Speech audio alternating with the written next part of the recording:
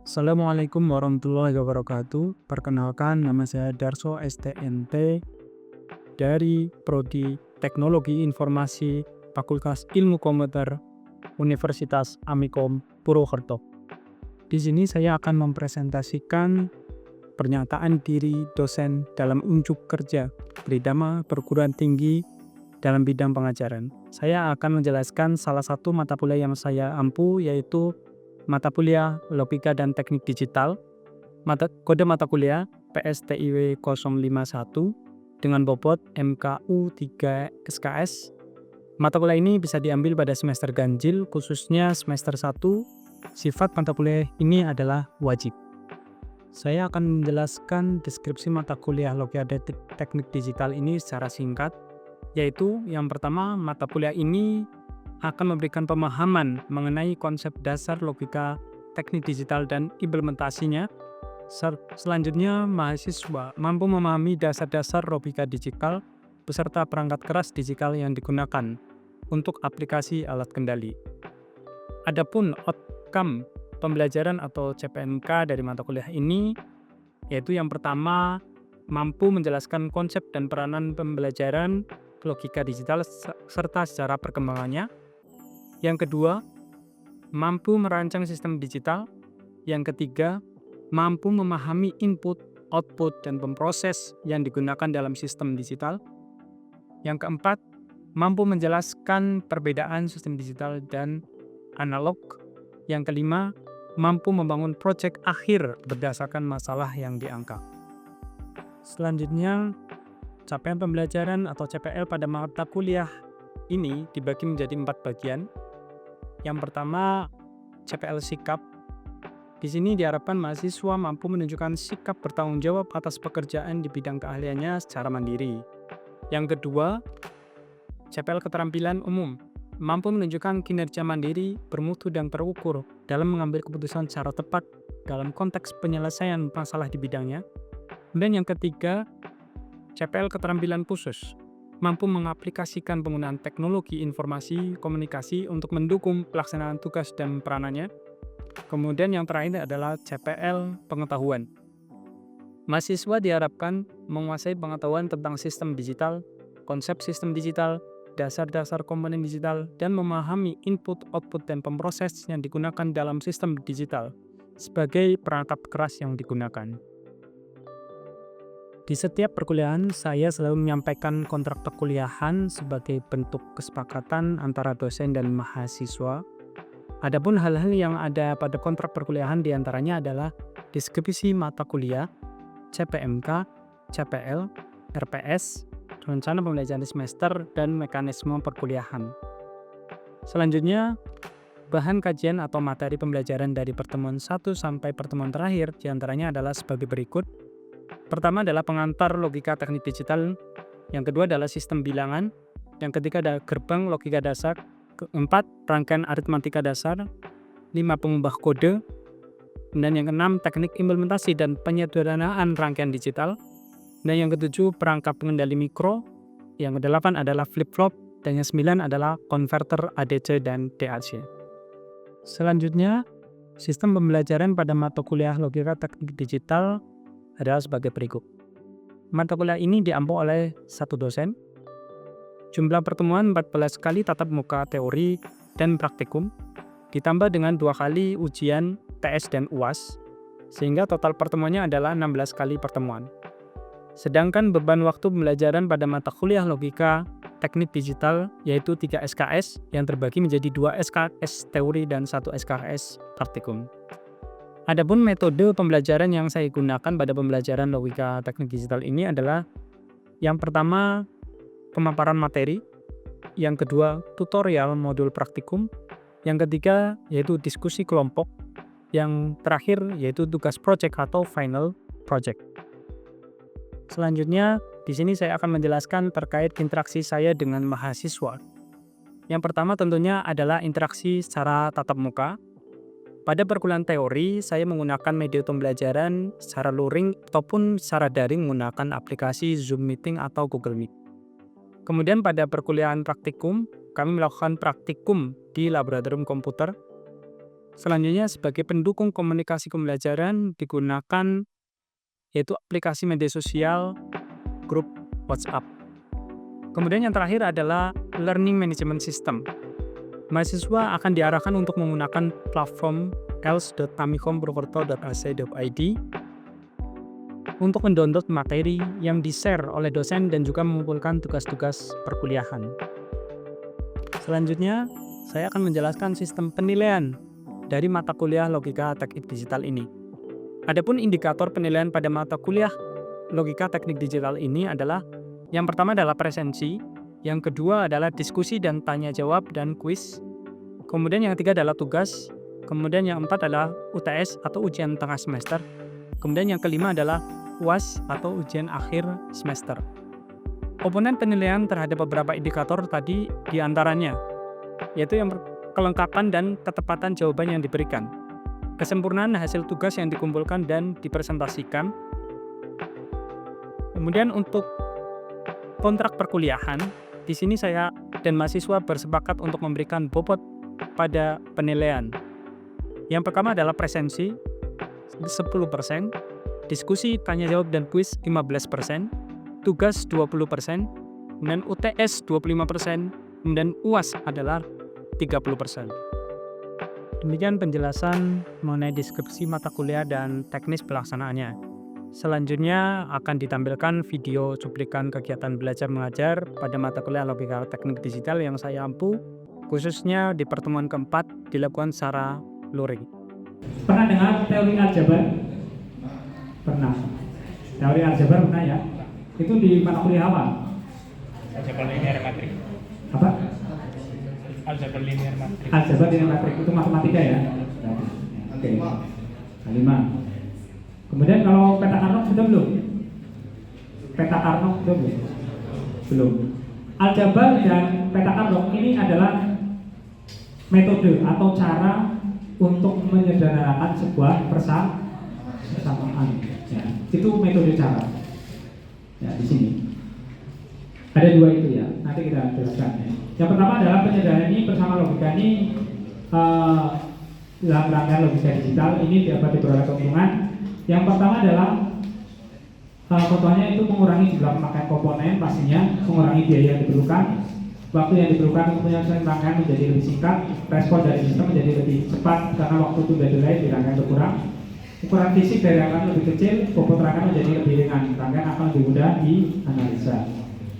Nah ini, jadi untuk menyederhanakan sebuah rangkaian atau persamaan itu kita ada kurang lebih ada 5. Yang pertama disebut dengan aljabar boolean, yang kedua peta Carnot, yang ketiga diagram Venn, 4 diagram Venn, kemudian yang 5 adalah teknik tabulasi. Ini adalah teknik-teknik digital ketika kita menyederhanakan sebuah persamaan. Ya. Caranya itu ada 5. Langsung saja untuk aljabar ini, untuk tipe data, kalau yang di logika digital itu nilai binarnya itu true dan false itu 1 dan 0. Dan itu sampai dengan titik ya. Titik itu jadi kalau di matematika itu namanya perkalian. Ya. Kalau atau itu apa? Penjumlahan ya, penjumlahan. Itu kan ada tanda plus ini ya. Nah, kalau A inverse itu negasi, kontradiksi ya. Seperti ini. And, or, dan not. Di sini kita ingat lagi terkait dengan and, or, dan not. Ini tipe closure yaitu ada yang closure itu pernyataan. Pernyataan itu rumus ya, rumus dari aljabar. A plus B sama dengan ada identitas, ada closure, ada identitas. Kemudian ada komutatif, ada distributif, ada komplement ya. Ya, contohnya ini. Ada sebuah persamaan. Itu persamaannya ini ya. Persamaannya sama dengan F sama dengan AB plus A aksen, B aksen plus A aksen bulan B ya. Oke. Ini kalau menggunakan rumus komplement aljabar itu kita ini kan persamaan ya, kemudian akan disederhanakan. Oke, sederhanakan. Sekarang yang kira-kira yang nilai 1 ya. Ini yang berbeda yang mana? Dari kalau kita sederhanakan. Contohnya untuk penyederhanaannya adalah ini. Ya. Ini A, kita gunakan yang ini seperti ini ya. A absen. Kemudian ini kan tadi ada rumusnya ya. Kalau itu salah, ya, itu salah. Jadi rumusnya itu yang ini. Kita gunakan rumus yang ini. Jadi X sama dengan X plus X absen ya. Sama dengan 1 gitu. Sama dengan 1. Sekarang yang berbeda di sini ya. A kali A absen ya. Penjumlahan ya, maksudnya penjumlahan di sini. Bukan perkalian, penjumlahan. Absen, kemudian di sini dijumlahkan. Kemudian di sini B ya. B ini ya. B ini yang A. Kemudian B ini ya. B sama B kali B. Bukan kali, penjumlahannya absen. Oke. Itu untuk ini rumusnya yang tadi ya. X plus X absen sama dengan 1. Dan ini A plus A absen nilainya apa? 1 ya. Ini kan perkalian ya. Ini perkalian. Jumlah B absen sama B berarti 1 rumusnya. Tinggal dikalikan. A absen kali 1 absen plus B ya. Absen plus B. Ini untuk penyederhanaan ya. Ini berdasarkan pakai aljabar ya. Sebenarnya ini adalah suatu rangkaian ya. Ini adalah persamaan ini dibuat rangkaian. Kalau di hati ini ya, rangkaiannya itu ada berapa gerbang di sini. Kalau yang ini apa saja? Gerbangnya apa saja? Gerbang N. Oke. Gerbang N itu ada berapa? Kalau kita buat ini ya, gerbang N itu adalah yang perkalian ini. Ini perkalian. Perkalian berarti ada berapa? Ada 3. Ini gerbang N. Oke. Ada gerbang apa lagi? OR ada berapa? 2. Ya, kita bisa gunakan hanya cukup 1 saja ya. OR ya. Karena kan dia inputannya itu bisa banyak ya. Nah, ini OR, berarti dia penjumlahan. Nah, ini perkalian. Ini persamaan 1, persamaan 2, persamaan 3. Ada gerbang lain nggak? Apa? Not itu yang menunjukkan yang negasi ini ya. Nah, ini ada berapa? Ada 1, ada 2. Untuk inputan A dan B. Ini inputan A, ini inputan B. Ini ada gerbang not. Ya. Jadi ada berapa gerbang di sini? Ada berapa komponen gerbang? 1, 2, 3, 4, 5, 6. Ini ada gerbang 6 gerbang. Ya. Kalau belum disederhanakan ini. Tapi kalau sudah disederhanakan, hasilnya adalah seperti dia tinggal berapa gerbang? 2 gerbang. Berarti cuma butuh 2 gerbang saja. Yang tadinya ini butuh berapa? Nah, gerbang ketika disederhanakan itu menjadi 2. Tapi fungsinya tetap sama. Ya, itu fungsi dari sebuah metode atau cara. Ya, yang tapi caranya itu menggunakan ini aljabar ya, dengan menggunakan komplement tadi ya, rumus komplement ya. Sudah dipahami ya? Sudah paham? Saya tambahkan. Masih mumet? Pusing? Oke. Nah, ini saya analisa ya. Ada berapa gerbang ini? Ini persamaan. Ini persamaan ini.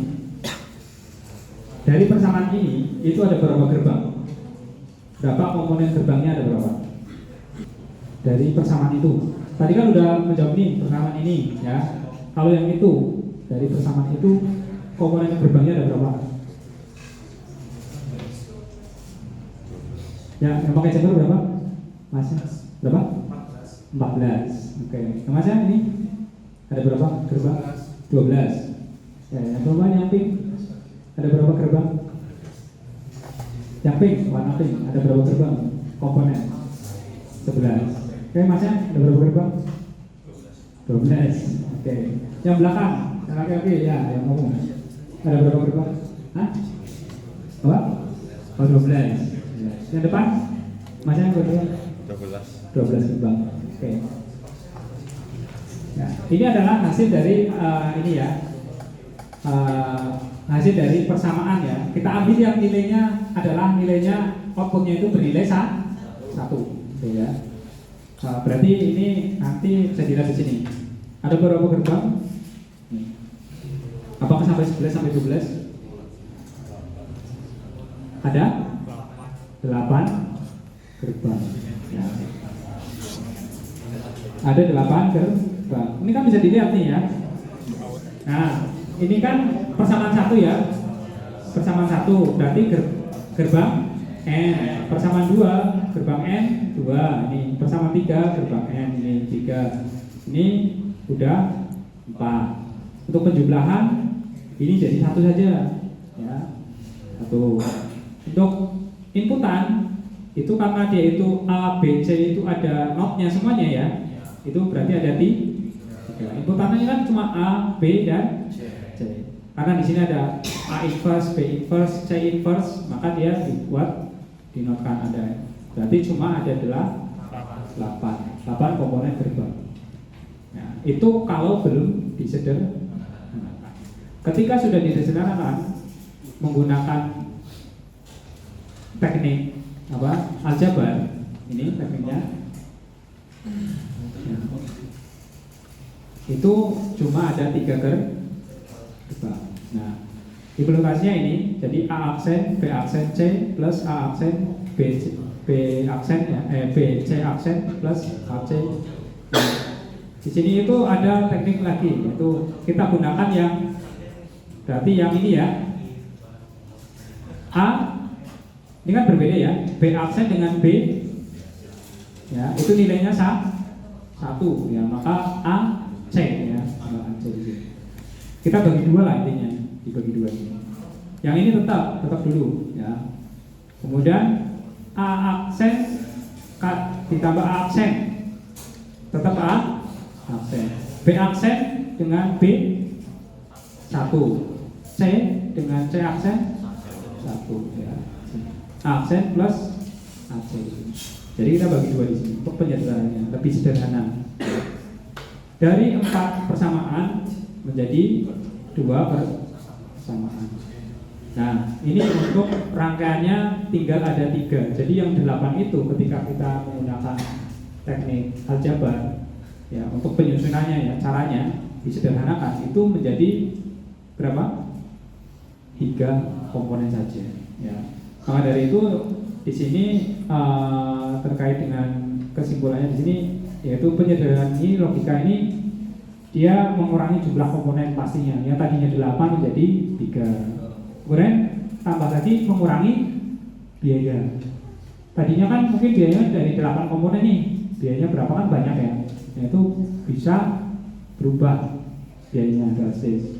Kemudian waktu yang diperlukan menyusun rangkaian lebih singkat.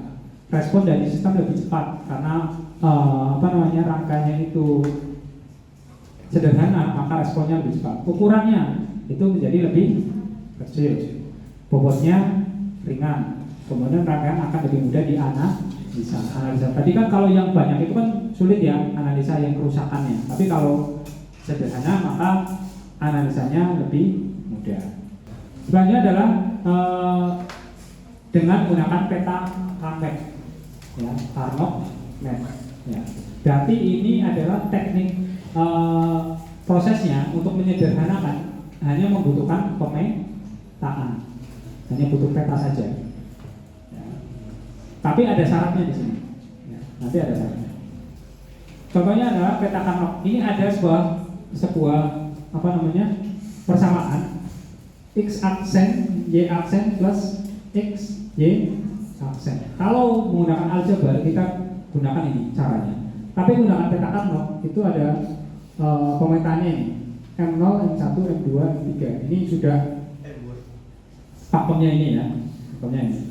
ketika dia dua variabel. Maksudnya dua variabel itu dua input.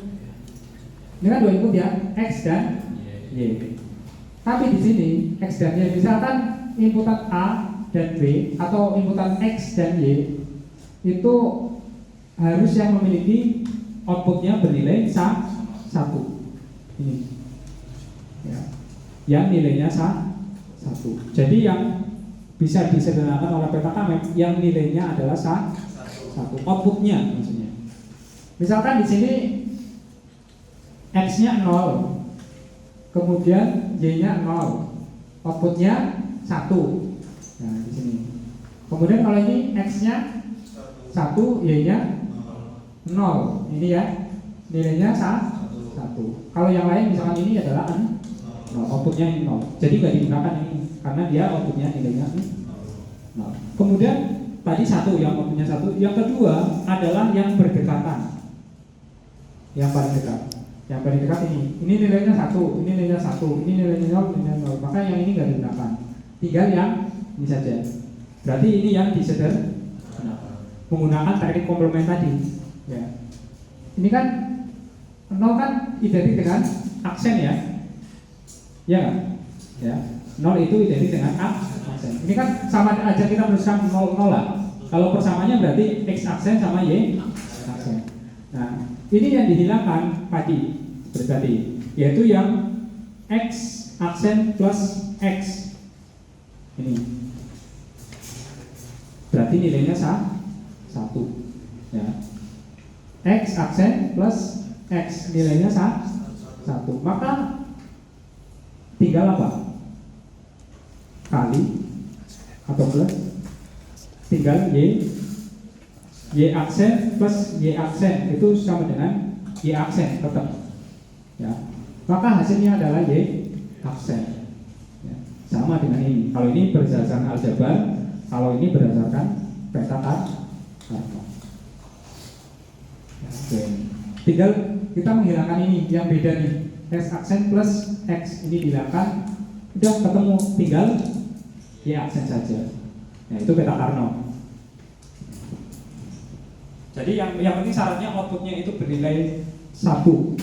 Ya, outputnya bernilai 1. Kemudian yang saling berdekatan. Kemudian yang ketiga, ini kalau 3 variabel, jadi 3 inputan X, Y, Z maksudnya. X, Y, Z misalkan. Nah, misalkan ini adalah yang nilainya adalah 1. Misalkan yang ini semuanya 0. Tapi sesuaikan M0 ya, digunakan di sini M0, M1, M3, ini M2. Ini berarti yang nilainya 1. Outputnya bernilai 1. Yang merah ini output bernilai 1. Maka yang bisa diselesaikan yang mana? Ini dengan ini atau ini dengan ini? Yang bisa diselesaikan. Kalau ini dengan ini, penyelesaiannya gimana? Ini kan disederhanakan ya. Ini belum disederhanakan. Berarti ada 2, yaitu X, Y, Z. Kemudian di sini adalah X, Y, Z aksen. Hasilnya apa kalau peta Karno ini? Ya, apa? X, Y. Yang hilang apa? Z aksen sama Z ya. Jadi tinggal X, Y. Ini kalau menggunakan teknik ini udah tinggal ini yang berbeda lah. Ini dihilangkan, ini dihilangkan, tinggal X, Y. Kemudian ini sama ini. Kalau X aksen, Y aksen, Z ini, itu yang hasilnya apa? Ini sama ini. Apa? Y. Apa ini? Y, Z, aksen. Ya. Ini kan tetap ya, nilainya tetap Y plus Y sama dengan Y. Z aksen sama Z aksen sama dengan Z aksen. Ini udah. Tinggal yang bedanya ini nilainya 1. Kan tinggal Y Z aksen. Ya. Itu untuk peta Karno. Itu caranya itu seperti itu. Nah, ini 4 variabel berarti 4 inputannya nilainya 4. Ada W, X, Y, Z aksen. Nah, untuk peta Karno untuk syarat selanjutnya yaitu dia itu gak ada ujungnya. Jadi antara ujung ini dengan ini adalah dekat, paling dekat ini malah. Ya, kalau kita lipat kertas ya, lipat kertas, ujung ini dengan ini pasti akan bertemu. Maka dia adalah tetangga atau enggak tetangga paling dekat lah. Ya, jadi syarat peta Carnot itu yang pertama tetangga paling dekat, yang outputnya bernilai 1. Ya, jadi ujung ini kalau misalkan dia itu 4 variabel kan banyak, ujung ini dengan ini. Kalau ujung ini dengan ini nilainya 1, ini hasilnya apa berarti? Persamaannya, hasil akhirnya. Wasted action. Apa? Wasted action. W, Action. X aksen, Z aksen. Yang hilang Y. Ya, itu sampai situ saja. Jadi dia nggak butuh proses, tapi prosesnya dia menggunakan pemetaan. Itu untuk ini. Kesimpulannya untuk peta Carnot dan ini adalah saling sejajar dan saling segaris. Jadi saling sejajar dan saling segaris. Ya, bisa ke atas, nggak bisa miring ke sini. Ya, nggak bisa miring. Kemudian saling berdekatan, kayak tadi tuh berdekatan. Itu. Kemudian output yang bernilai 1. Ya. Output bernilai 1, saling sejajar dan segaris, kemudian saling berdekatan. Itu kesimpulan dari syarat peta Carnot. Kemudian sifat peta Carnot itu tidak berujung, maksudnya kayak tadi ya, ujung yang satu dengan ujung yang lain itu saling dekat, malah itu paling dekat. Ya, itu kesimpulan. Ya, menyambung untuk pertemuan sebelumnya, saya akan menjelaskan terkait dengan soal yaitu mata kuliah logika teknik digital pada bab teknik implementasi penyederhanaan rangkaian digital. Jadi untuk pengerjaannya ini secara mandiri dan kemudian dikumpulkan untuk pertemuan minggu depan. Itu. Kemudian untuk soalnya adalah sebagai berikut. Nah, ini persamaan nanti dibuat rangkaiannya, ya. Sebuah persamaan yang kita sudah latihan, dari persamaan tersebut ini dibuat rangkaiannya, yaitu menggunakan gerbang dasar, ya. Gerbang dasar seperti AND, OR, dan NOT. Kemudian dari persamaan tersebut, ya, dari persamaan tersebut kemudian dibuat juga apel kebenaran, ya. Dibuat apel kebenaran. Kemudian yang 1C ini, dari persamaan ini sebelum disederhanakan, kemudian yang 1C ini adalah disederhanakan, ya. Proses penyederhanaannya itu menggunakan peta K-map. Kemudian untuk setelah ini disederhanakan, maka akan muncul persamaan baru, di mana persamaan baru ini hasil penyederhanaan dari persamaan boolean yang pertama ini. Kemudian dari persamaan yang muncul persamaan yang baru itu, kemudian dibuatlah gambar rangkaian dengan gerbang dasar setelah persamaan disederhanakan. Jadi nanti ada perbandingan perbandingan rangkaian yang belum dari persamaan yang belum disederhanakan, kemudian bisa dilihat nih nanti untuk rangkaian setelah disederhanakan. Itu nanti muncul, kita bisa lihat terkait dengan gambarannya seperti apa. Mungkin itu ya untuk pertemuan mata kuliah ini logika digital di sesi